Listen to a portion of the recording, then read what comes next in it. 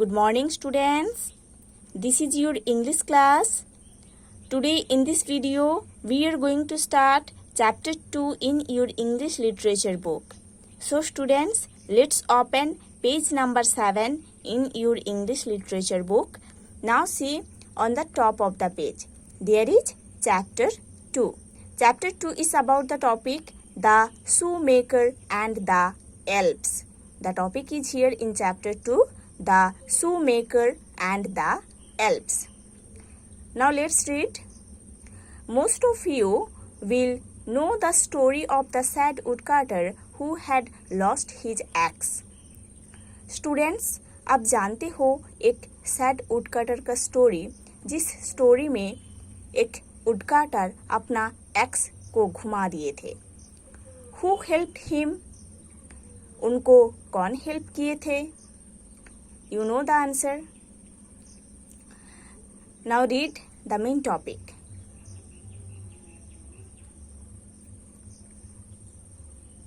Once there was a very poor shoemaker. एक बहुत ही गरीब shoemaker थे. Shoemaker means a person who makes shoes. Okay? So, एक बहुत ही गरीब shoemaker थे. He and his wife lived in a little house on the edge of a wood. shoemaker अपने wife के साथ एक जंगल के साइड में रहते थे. There were not many people who would buy shoes from the shoemaker. उस जंगल में इतने ज़्यादा लोग नहीं थे कि shoemaker के पास कोई शू खरीदे. Each day his store of leather became less and less. जितना दिन जा रहा था, shoemaker के पास शू बनाने का जो लेदर वो कम हो रहा था. He did not have money to buy more leather.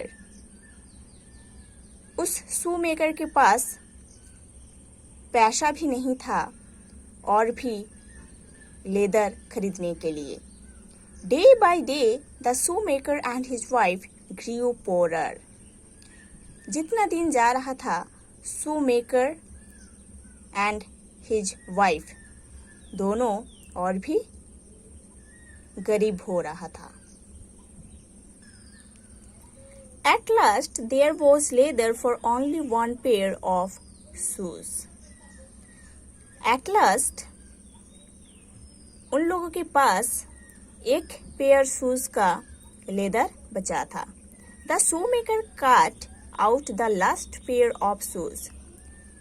shoemaker जो लास्ट पेयर शूज था उसको काट दिए थे. He said to his wife. shoemaker अपने वाइफ को बोल रहे थे, Tomorrow I will sew them.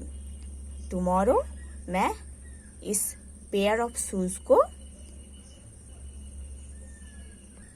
Stitch करूंगा. ओके, sew means सिलना होता है. ठीक है. सो shoemaker अपने वाइफ को बोल रहे थे कि टुमारो मैं इस पेयर ऑफ शूज को स्टिच करूंगा. What are the problems that the shoemaker faced? ऐसा क्या प्रॉब्लम था जो shoemaker ने फेस किए थे या shoemaker ने क्या प्रॉब्लम फेस किए थे? Next morning, the shoemaker got up and went into his shop. Next morning, shoemaker ready होकर अपने शॉप पर गए थे. He was surprised at what he saw. shoemaker ने बहुत ही सरप्राइज्ड हो गए थे जो उन्होंने देखे थे. There he saw a pair of shoes. Shop पर shoemaker ने देखे थे कि उधर एक पेयर ऑफ शूज है ना. He had never seen a better pair of shoes. उस शॉप पर ऐसे एक पेयर ऑफ शूज था जो shoemaker ने पहले कभी नहीं देखे थे. द शूज वेयर परफेक्ट, और उस पेयर ऑफ शूज एकदम परफेक्ट था। द स्टिचेस वेयर फाइन, और शूज का जो स्टिचेस था वो भी बहुत अच्छा था।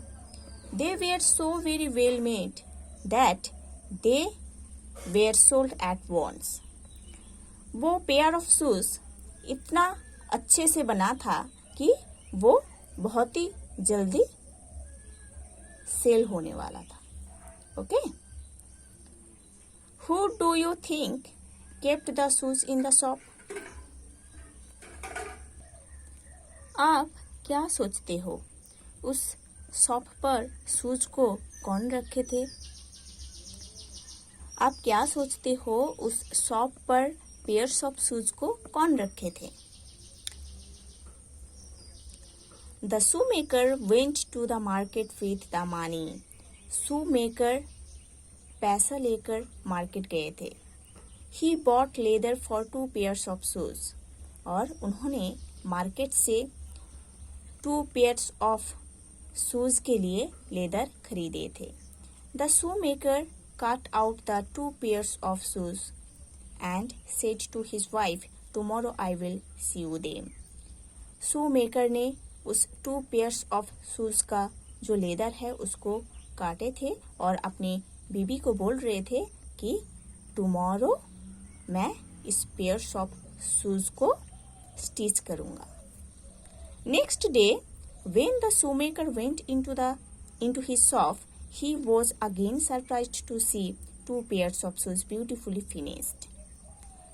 नेक्स्ट डे जब शू मेकर ने अपने शॉप पर गए थे, उन्होंने फिर सरप्राइज्ड हो गए थे क्योंकि उधर 2 पेयर्स ऑफ शूज बहुत ही अच्छे से बनाया गया है और उस शॉप पर रखा गया है। ठीक है, नेक्स्ट डे शू मेकर अपने शॉप पर गए थे और फिर सरप्राइज्ड हो गए थे ये देखकर कि उसी शॉप में 2 पेयर्स ऑफ शूज को बहुत ही अच्छे से बनाया गया है और उधर रखा गया है। The shoes were very well made with very fine stitches, वो शूज पेयर्स बहुत ही अच्छे से बना हुआ है और उसका जो स्टिचेस है वो भी बहुत ही अच्छा है। ही वॉज सरप्राइज्ड, ये देखकर शू मेकर बहुत ही सरप्राइज्ड हो गए थे।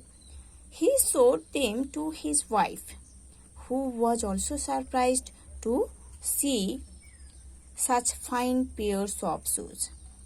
शू मेकर ने ये पेयर्स ऑफ शूज को अपने बीबी को भी दिखाए थे और उनके बीबी ये देखकर सरप्राइज्ड हो गए थे। She said, "These shoes are very fine." उनके बीबी बोल रहे थे कि ये जो शूज है बहुत ही अच्छा है। And the stitches are excellent, और ये शूज का जो स्टिचेस है वो भी बहुत ही अच्छा है। They will bring good money.